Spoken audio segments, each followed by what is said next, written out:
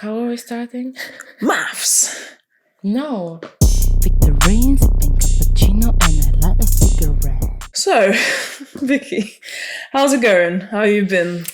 Well, I was in Bulgaria again. I was sick again, but this time I was sick before I even went to Bulgaria. It's a bit different this time. Yeah, and this time I gave the sickness to my family instead of them giving it to me. It was very short trip, very exhausting. So I'm back now and exhausted again. What about you? How are you doing? Well, I mean, I've changed jobs again. Getting to know new people again. Oh, bless you. Learning new processes and stuff, but so far so good. And everyone seems really lovely. And yeah, it's hopefully the last time. Yeah. Hopefully for both of us. I mean, not the last time that I'm traveling to Bulgaria, but I hope at least for a bit. Yeah, for the foreseeable future. Yeah. So, yeah. Nice. Well, I'm glad to hear that it's all good at your new workplace. Thank you. And fingers crossed. Yeah, touch wood. You can't see it, but touch wood. There is some wood there. Yeah. It's a table. Maths reunion. Oh, gosh. Oh, it's just always a roller coaster of emotions. Every time I watch that show, I get so invested. And it was nice to see everyone kind of getting back together, seeing how things have progressed and how some things haven't. Yeah. How they're still the same. I just don't get it with Erica and Jordan. For the people that maybe watch Maths, it's so toxic. Imagine two people that constantly fight over the most stupid things. I just don't know what they keep saying. Oh, we're so good. But when they come to the reunion, they always fight for the stupidest things. So how are you so good in your personal life? And unless they are acting for the reunions. But then what's the point of acting? Why are you going to waste your own energy like that? And if Jordan just learned to let people speak...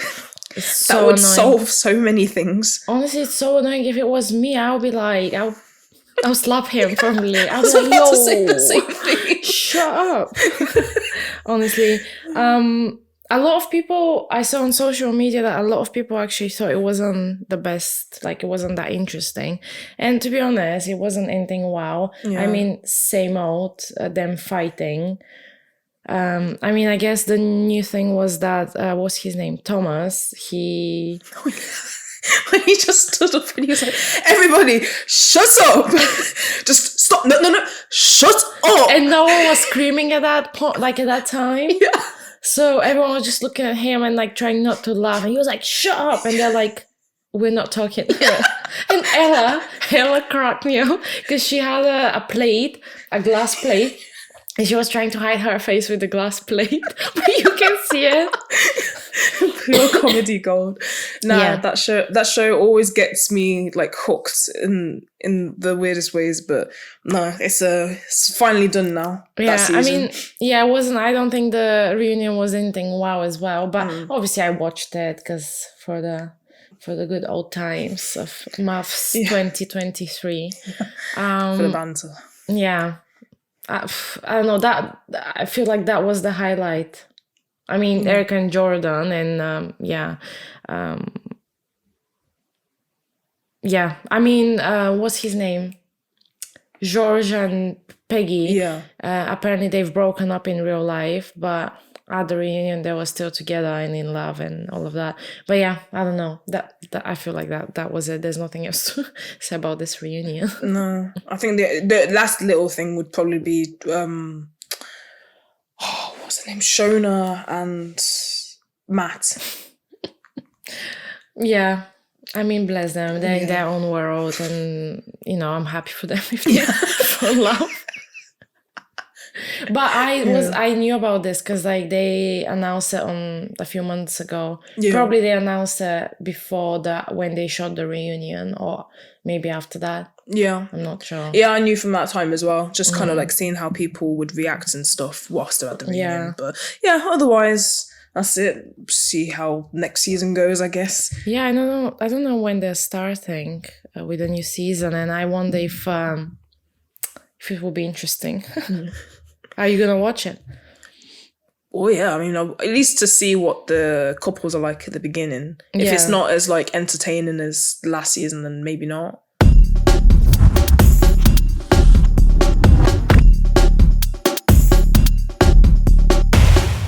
But I don't know if you will be able to say from the beginning, because I feel like in the beginning it's always dead. But True. yeah, I probably will give it a try as well. I Yeah. mean, unless I don't have any time, because so busy nowadays.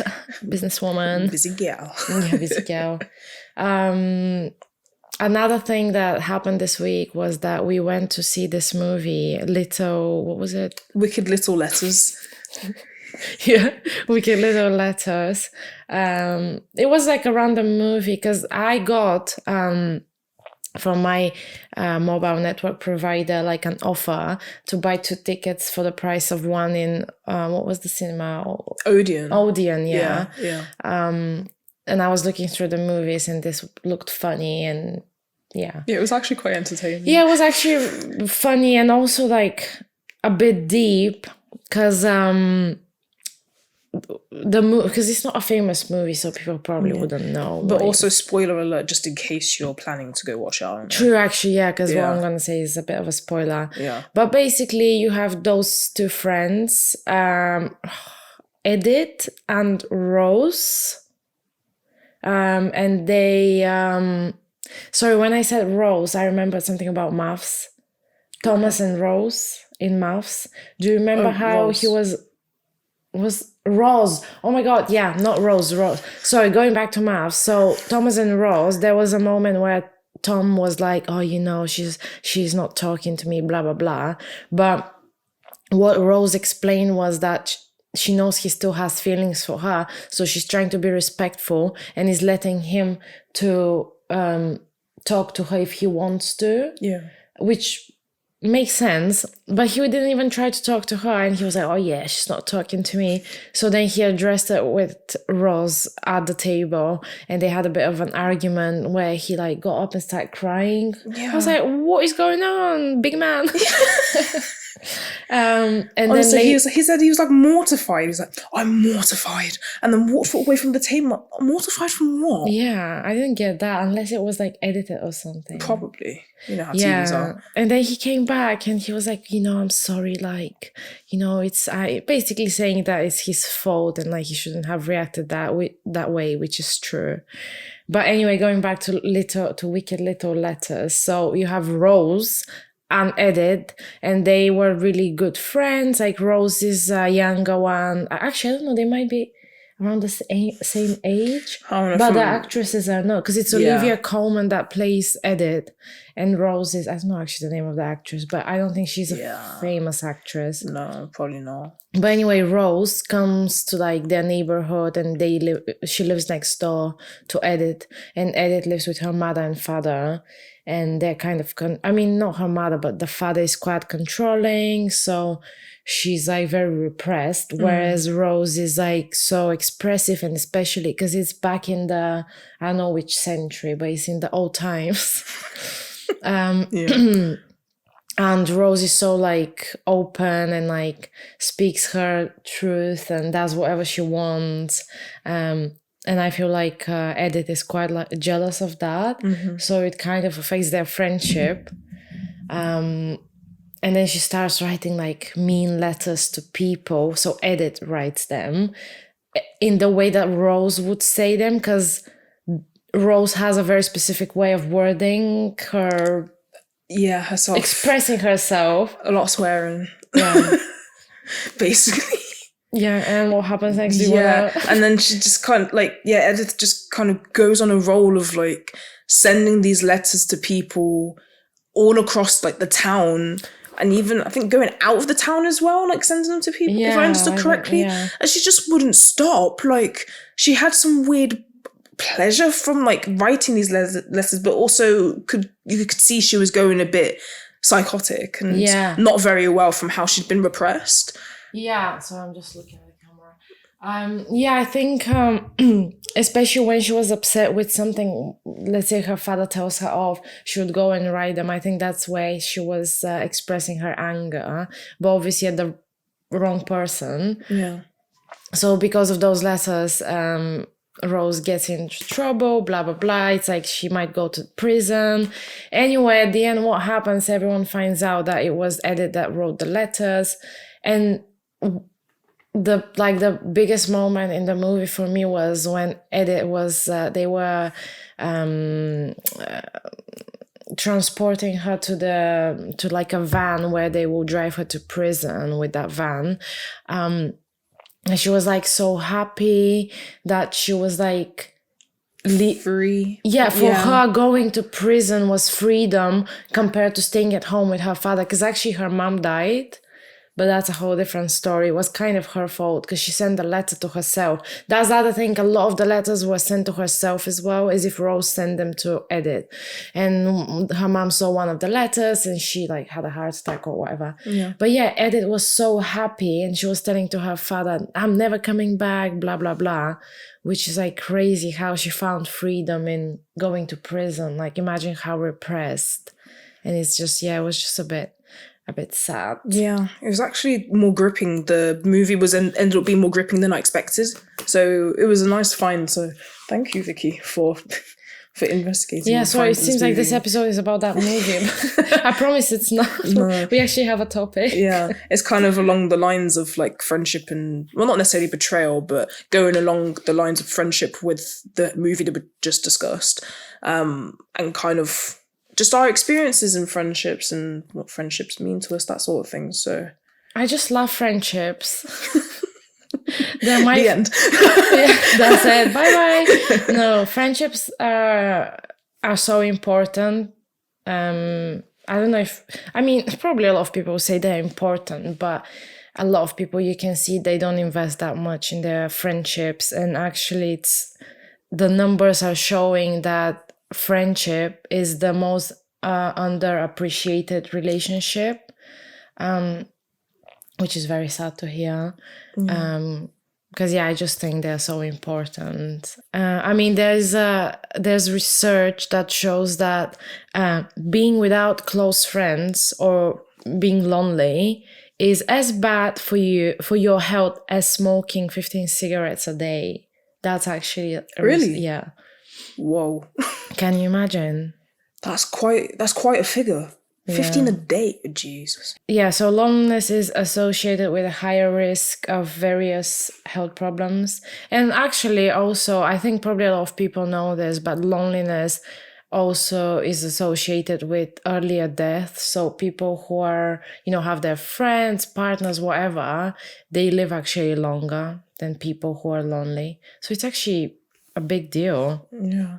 Which makes sense because, we're social creatures. Like, we're meant to thrive in groups and within society. Exactly. So, yeah, like with friendships, like, even though they're very important to how you function in general, also for your health, it becomes a lot harder, I think, to kind of develop friendships as we get older. Yeah. Like, I've just been kind of speculating about it, to be honest. I think about it a lot because, little side note, but obviously I'm very grateful for the friends that I have and the friendships that I've we're curated. quite lucky. I think we are a big exception with our friendship group and how close we are with everyone, but not many people have that, especially at our age. Yeah, and it's good that, like, at the time we kind of started nurturing it from when we were younger, because nowadays, like, trying to meet new people between doing like work, hobbies, seeing existing friends, family, if you've got a partner as well, and trying to balance all of that, and also just how people become like more settled in their own lives. They're just like, it's just harder to kind of overlap, I suppose, or find people that have like overlapping interests, are able to like put their effort and energy into it. And people are just they're just so focused on their own lives that they forget about friends. And I wonder why, but if you think about it, we because obviously when you're younger, you don't need to worry about getting married, having children, and all of those. Yeah, so people, they get settled in their own lives. They need to worry about those things that I just mentioned. And that's kind of how we are thought to think as, from society, that, once you get older, you have to, get married, whatever. But that's not what everyone wants. So I think that's where it's coming, because people are raised to think that finding a spouse is more important than finding friends. And that is a fact. Like, that's how a lot of people think. Yeah. So I'm actually not that surprised that people get so focused in their relationships. But it's just scary. And I don't know if people realize how scary it is, because, again, I've said this before, but there is no guarantee that anything is forever. So the same way, there's no guarantee that a certain friend you'll be friends forever. The same way, there's no guarantee that you'll be with your spouse forever. Like, how are you going to tell me it's a guarantee just because you sign papers and you're like by law married? Well, you can get divorced. So, not to be negative, and everyone can choose what they want to do with their life, but like, I just wonder if people realize how scary it is. And I think that's why sometimes people find themselves in very uncomfortable situations. Let's say someone who's been in a relationship for a long time and completely ignore their friends, because that happens a lot. So naturally they drift apart. But okay, let's say someone's dated their partner for 7 years and completely ignored friends, but after those 7 years they break up because shit happens. And then that person is in a situation where they don't have anyone.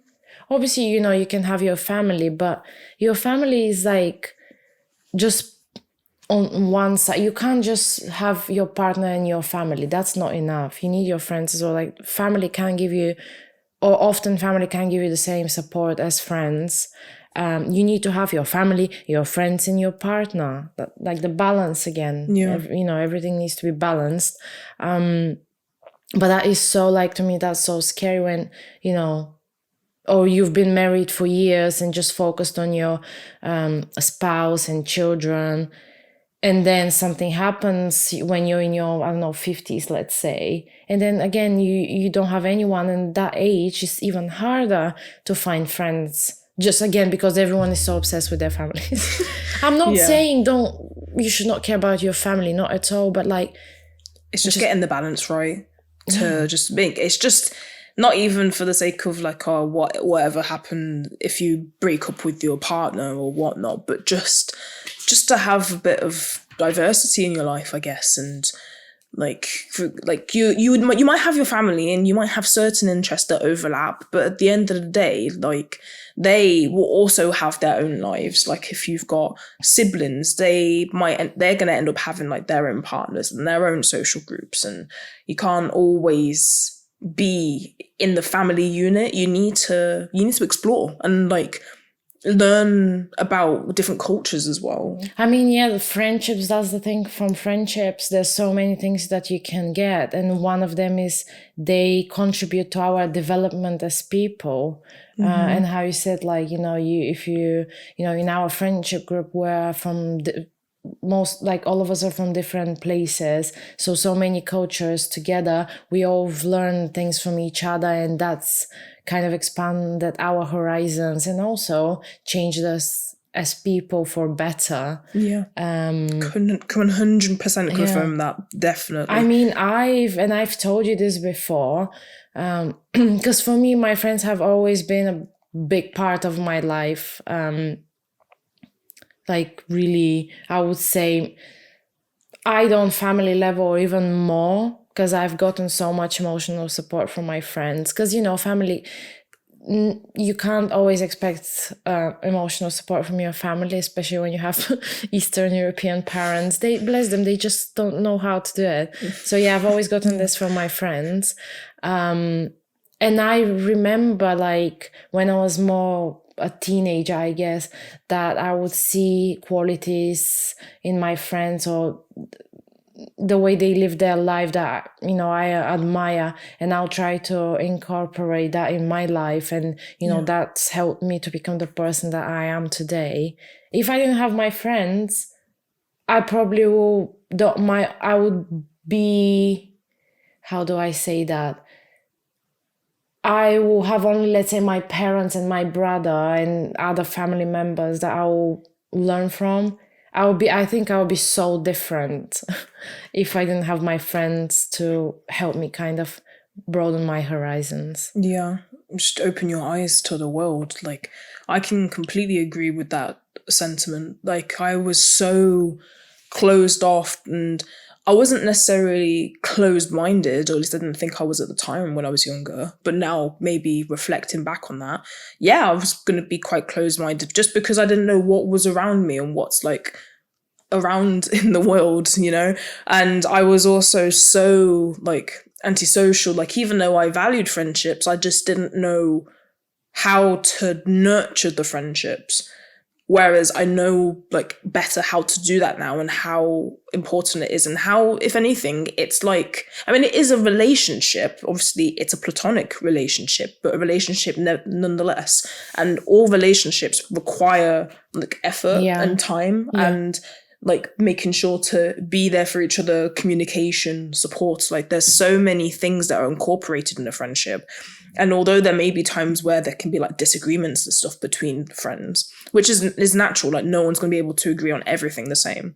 Yeah. At the end of the day, like the friendships that are there, like they solidify who you are. Yeah. You really learn from your surroundings. So, and your friends are your biggest support system. And what you said a few seconds ago, you said something there. Friendships are relationships as well. Yeah, they are. An interesting fact that some years ago, I'm not sure how many, but there was a time where friends, they would write each other letters. So kind of like, you write letters with your love interest. Yeah. Friends would write letters to each other. They will hold hands and do stuff like that. But this stopped kind of when homophobia started happening. Because obviously you had like, from ages ago, you had like homosexuality and like, but at the time it was seen more like people just having sex. Yeah. So holding hands, writing letters, that doesn't have anything sexual in it or like to do with sex. So when people were doing it, no one would think, oh yeah, you're gay because you're doing this. Yeah. But once obviously the times changed and started becoming more like how it's nowadays. I mean, nowadays, if you see like two friends writing letters to each other, just like holding hands, and imagine people be like, oh yeah, gay. Yeah, I'd be like, oh, that's gay. Why are you doing that? That's so gay. I mean, even like I would say in the UK, I don't think like, I mean, at least in Bulgaria, I don't think people think that, because in Bulgaria you have, for example, a lot of girls that are friends, and they like even kiss on the mouth or like being like gay with each other, but they're not. Whereas here, even if you're like a bit like more affectionate with your friend, or like, I don't know, I've had like where I'm like, very affectionate, or like just the way I'm with like my close friends, and people will think, oh, are you gay? Like, are you lesbians? No, we're just like really close friends. Like, can we? Yeah. But it always comes, I don't know. I feel like here people are, for them it's even, I don't know, even harder to express, and maybe you don't see such close friends that often. So I get it, like it can seem a bit like that, but it's just so annoying that it's become like that. Yeah, it's just like not a stigma, not a taboo, but like, yeah, it's just an unexpected like result of, again, society. And it is to do with homophobia, because I watched, like, if anyone's interested, there's a video on YouTube from Marissa Franco. It's a TED Talk, and she's talking about that, and that's where I learned, which makes sense, because, I never thought about it. Obviously, I know it happens where you see two close friends and you're like, people think stuff like that just by their behavior, if they're a little bit, more touchy-feely or whatever. But I've never thought where it's coming from, but it makes sense. Oh man, society. It's just, loves to be fucked up, doesn't it? Yeah, honestly. And the other thing is with friendships, that is a relationship, or maybe it is the only relationship where you don't get anything out of it. I don't know if that makes sense, but like... Wait, elaborate on that, because, I'm not quite sure what you mean. So, for example, when you're getting married to someone, you get out like a partner. Some people, they expect that person to support them financially or emotionally, or like when it's two partners, let's say people get married, there are certain expectations with that, like you get out something of it, definitely. That's why you're getting married. Yeah. For whatever it is. I'm not saying it's only for money or support, but you get married and there are certain expectations when you're married to someone that you need to kind of show up, like provide. In a certain way. Yeah. Whereas with friendships, then there's no expectations. It's not like, don't get me wrong. Because it's unconditional. Don't get me wrong. There are people that are like, I'm gonna be friends with you because I don't know, you know a lot of people and I want to know more people, or I'm gonna be friends with you because you do this for me or that for me, and try to get out. Of course, that happens, but in general, when you become friends with someone, there's no expectation. It's just obviously you get things, but that's kind of natural, and it's obviously and it becomes quite tricky when one side gives more than the other. Obviously issues arise then, but in general, does that make sense? In general, that there's no certainly when you're friends with someone doesn't mean you have to do this and that for them. You just do it out of the genuine goodness of your heart and exactly. The unconditional, like, platonic love that you have for that person. You just want to see them thrive. And no, that makes sense. That makes more sense now.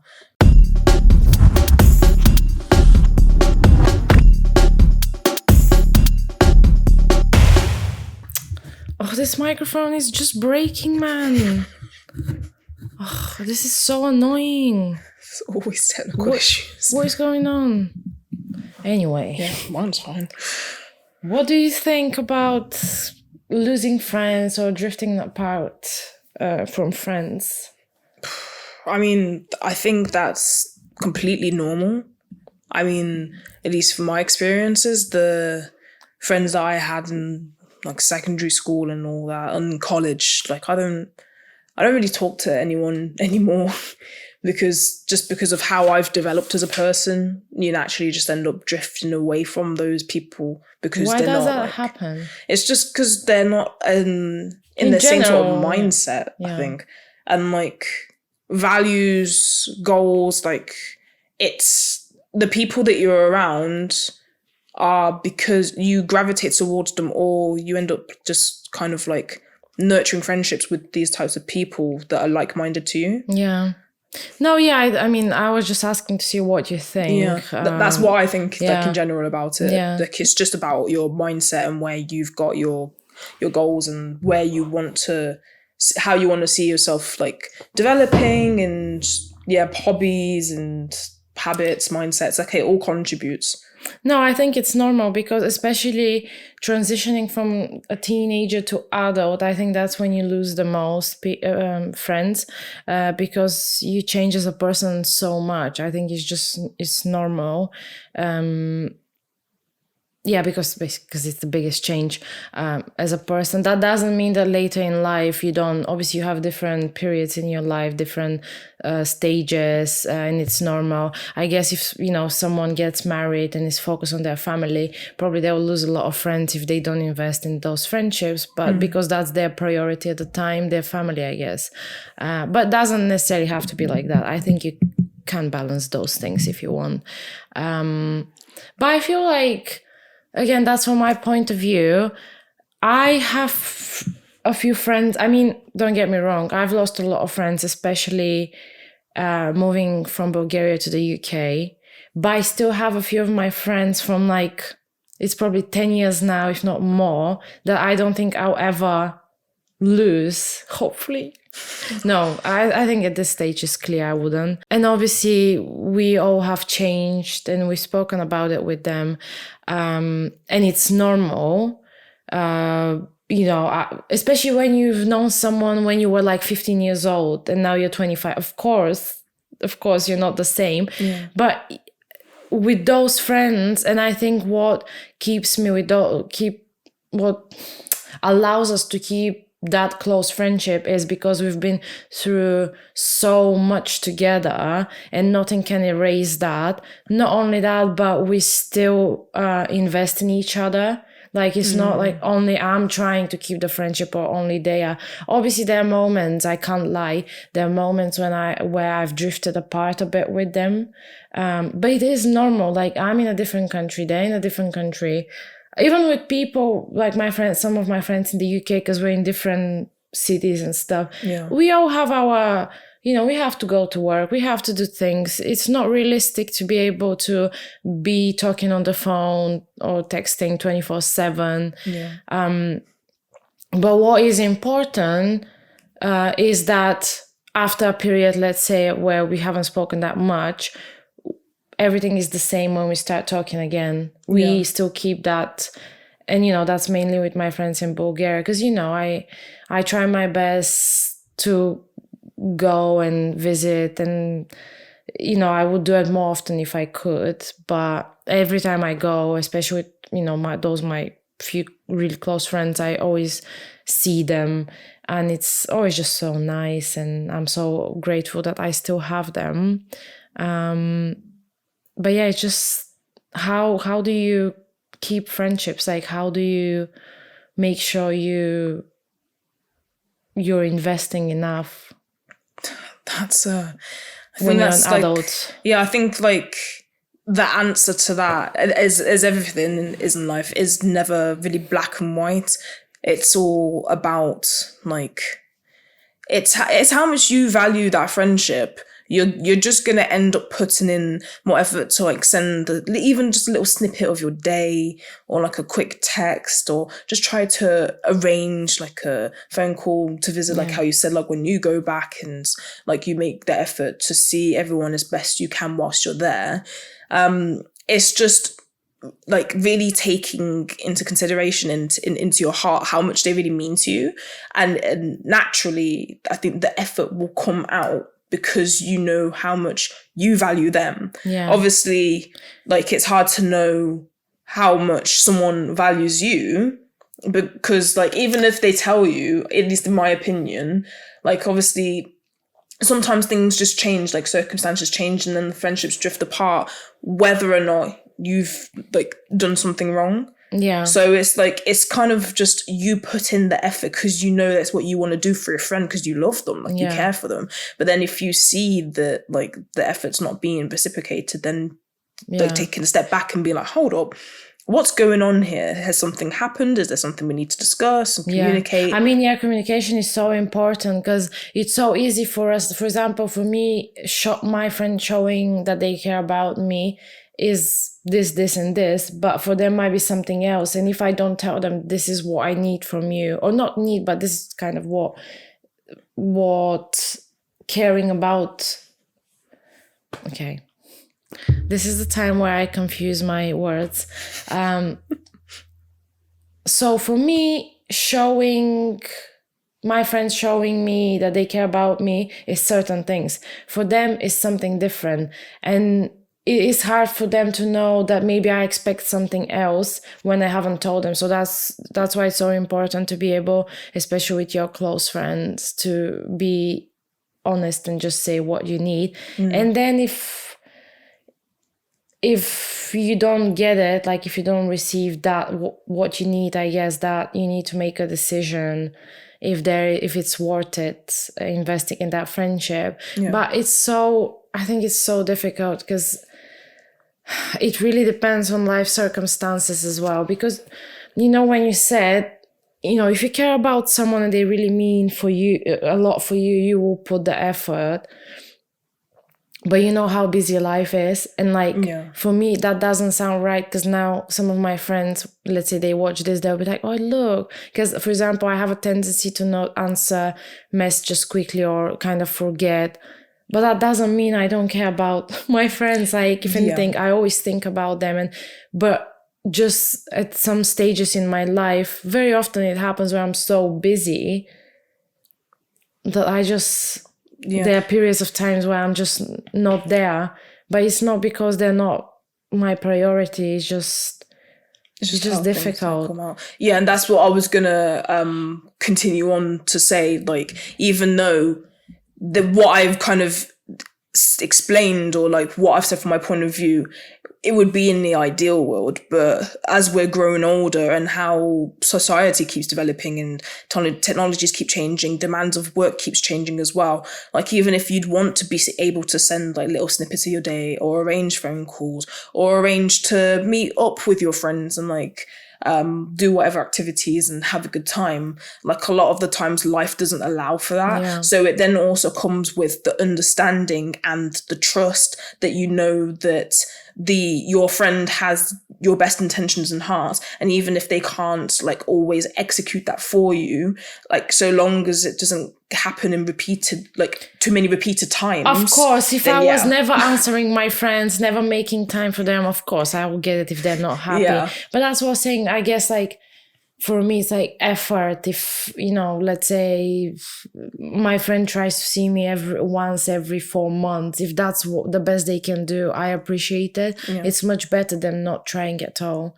And me too, like I'm trying my best. And I think again in our friendship group here in the UK, we're so good at like, because we have friends in London, Cambridge, God knows where.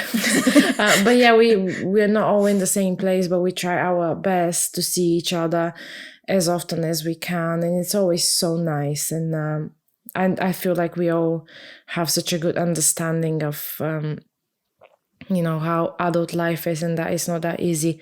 And again, with my friends in Bulgaria, I'm doing the best I can.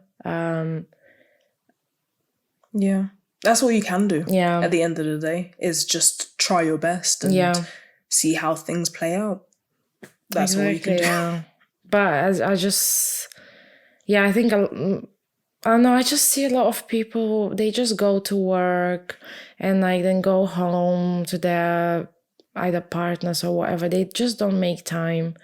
And it's more in the UK. I think in Bulgaria it's different. In Bulgaria, I mean, you still have people like that, but overall I think it's better. And I just wish people were here more like that, because it's so common in Bulgaria to, finish work and go for drinks with your friends or colleagues. I mean, they can be your friends as well, but yeah. Whereas here, I feel like people, they just very rarely, a lot of people just finish work and go home. And I get it, again, we're all tired, but it's just, I think sometimes it's nice. Even if I'm tired, I would love to do it with people that I genuinely want to spend time with. But I guess it's just not the mentality here. You have people going to the pub and drinking, but I don't want to go drinking, get drunk. And I'm saying just go for an hour, have a chat, just... No, I can like attest to that, obviously being born and raised in the UK and seeing like how much of a difference there can be between cultures in terms of socializing, and how really the UK mentality is not for me. I mean, I say the UK, I don't want to be like incorporating, let's say like Wales and Scotland, whatever, because overall it might be about the same, but I've lived in England. So the English mentality when it comes to societal norms with like arranging to meet people and like the types of topics that you talk about and just how you always end up doing the same stuff. And why is it always so, not always, but why is it so weird to want to be friends with your colleagues? Why is it? I feel like people here like, no, just like work and that's it. Why? I mean, I've been, I'm with my workplace experience dynamics in the UK. I can't complain because like for example, where I work now, I love my colleagues. And we like, we're close and we chat and stuff, but it's not like we really go out or anything. Yeah. And I get it, but also like, I want to be friends with them. Yeah. I would love to see them outside of work. Yeah, especially because like if you're in a typical like 9 to 5, that is where you're spending a lot of Yeah, your time throughout the exactly. week. So So it's- why wouldn't you want to Yeah. bond, especially if you get on well with these people? Yeah. Why would you not want to But bond with why them is it more? so like weird to say? Like, I feel like when I even saying it now, yeah, I like them. I will be like, I will happily even on the weekend go for coffee with some of my colleagues that I'm closer with. Yeah. I don't know. I don't get it. I've like now grown up and seeing how it is, I'm just kind of like, why is it like this here?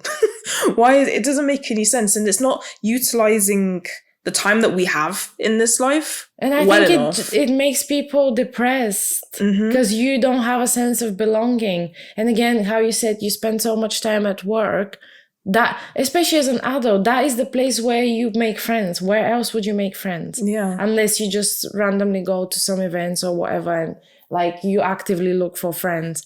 But otherwise, naturally, the same way how we made friends in school. Yeah, because that's how your like environment was, and that's actually quickly going back to one of the previous points in this discussion today. Like how with obviously being in school and stuff, you're only exposed to certain types of people.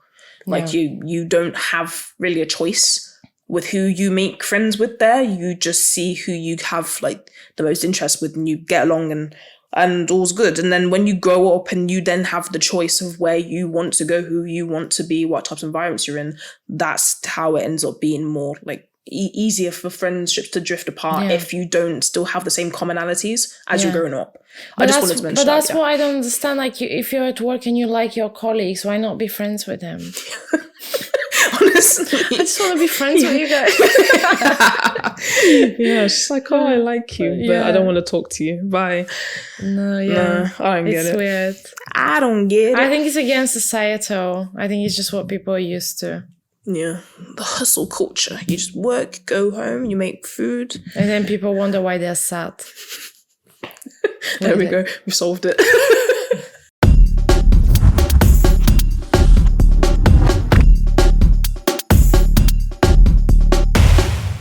I know, man. I just love my friends, and I can't imagine my life without my friends. Even, one day when I'm in a, serious relationship, get married or whatever, I just don't see how I'll be without my friends. I can be without a partner, but I just, yeah. And you know what? Also with that lady Marissa that I mentioned with the TED Talk, she said how it, and I've heard other people as well saying that, how it should be normalized for, I don't know, friends to raise children or do stuff like that, which is interesting. It's very interesting. I don't know how I feel about that. Yeah, that might be like... It would be. It's just something completely new, I think. Yeah, it's just taboo because it's not really that common. But I don't know anyone. Well, I mean, I think in general, like anything that gets picked up by society it becomes more exposed in society, becomes a bit... So for some things, it might become a bit more normal if it's not like one of the heavier topics like racism or discrimination, and otherwise like trends pick up. Yeah. So, I mean... I don't know. I think interesting times are coming because I think we're changing a lot, and you already can see a lot of people not wanting to get married or have like the conventional way of family. So it's very interesting, and I'm curious to see how things will go. But yeah, how I said, I just can't imagine myself without my friends, and the person I am today is on one side because of stuff that I went through in my life, but the other half is like my friends. That really made me the person I am. And I've had so much support from my friends, and they're literally my family, and I just love them. Don't leave me alone. No, I just want to say like how grateful I am, and I know I'm so lucky with my friends. Oh yeah, completely. I mean, if you'd seen me how many years ago, maybe not even 10 years ago, maybe like 8 years ago, I was like a completely different person. So secluded and just like I don't know, probably a bit depressed and whatnot, like 'cause when completely you're lonely, you different. don't have friends, yeah. Exactly. But now, like, even though I'm still quite introverted, I like my time by myself. But at the same time, if I have too much time by myself, I'm like, I want to talk to someone, which is completely different to how I used to be. So yeah, if I hadn't known the people that I know now, one of those people being Vicky, Yeah, we're besties. then yeah, I wouldn't be this outgoing and confident and like have more drive in my life. So thank you. Oh, thank you. And thank you to all of my friends. Thank you. It's my sister. Yeah. Sestra. See, we're both crazy. No, but like, look, also like, since I came to the UK, you've like been my biggest support with like all sorts of things. Like, I've been there from the beginning of our UK journey. Yeah. And throughout every year. I've literally been there. So yeah, you see, like if I didn't have a friend like Leona, who knows, I would be in a hole somewhere crying. No, but also like, you know, my other friends as well in the UK, like, you know, I love you all. Just obviously I was speaking about this dynamic. Yeah. But yeah, we're just so lucky. And we've said that so many times. Yeah. Yeah, and we soon have some of our friends coming to visit. One of our, you know, the other sestra. Yeah. Why do you say like this, sestra? One of our other sestra, Sonia. And Stella's coming for Easter probably. I'm just like, I love them. I wish Alex was coming as well, but she's busy. She's such a busy lady. And then we have Monica. She's just down the road. We just love it. Yeah. And obviously we have Ozge, Ozzy. Yeah. They're our new brothers and sisters. We're just one big family. Members. Yeah, husbands, wives. We're just like a big family with complicated relationship. One dysfunctional but functional family. And with that, I think we'll leave it there. Guys, please pay attention more to your friends. Invest in your friendships. They are so important.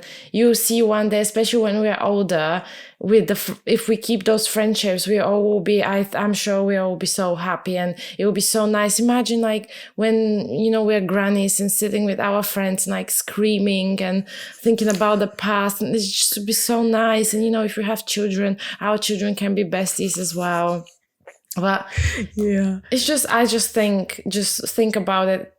Obviously, you know, be focused on your partners, families, but think about how much you're missing out if you don't invest in your friendships. And yeah, just think about it. I just think it's such a big loss. Yeah. Find the balance, guys. Find people that will understand that you're going to prioritize your friendships and a relationship if you're in one. Because if you don't have the balance there, then one of them is not going to work. Yeah. Like, that's just we're so busy. I know it's difficult, but it can be done and you'll be so much happier. You don't, especially if you live with your partner, you can spare an hour to go out with your friend for coffee. Like, you don't need to be 24/7 with your partner. Just, you know, just think about it and invest in your friendships. Thank you so much for listening. Victorin Podcast. Please follow us, subscribe, like, share. Let us know if you have any feedback for us. We're still learning, so please be easy on us. And if you have any suggestions about topics or things that you want us to talk about, we will be very happy to hear your suggestions. Yeah, definitely. Right. Well, we'll be back soon, hopefully. Bye-bye. See ya.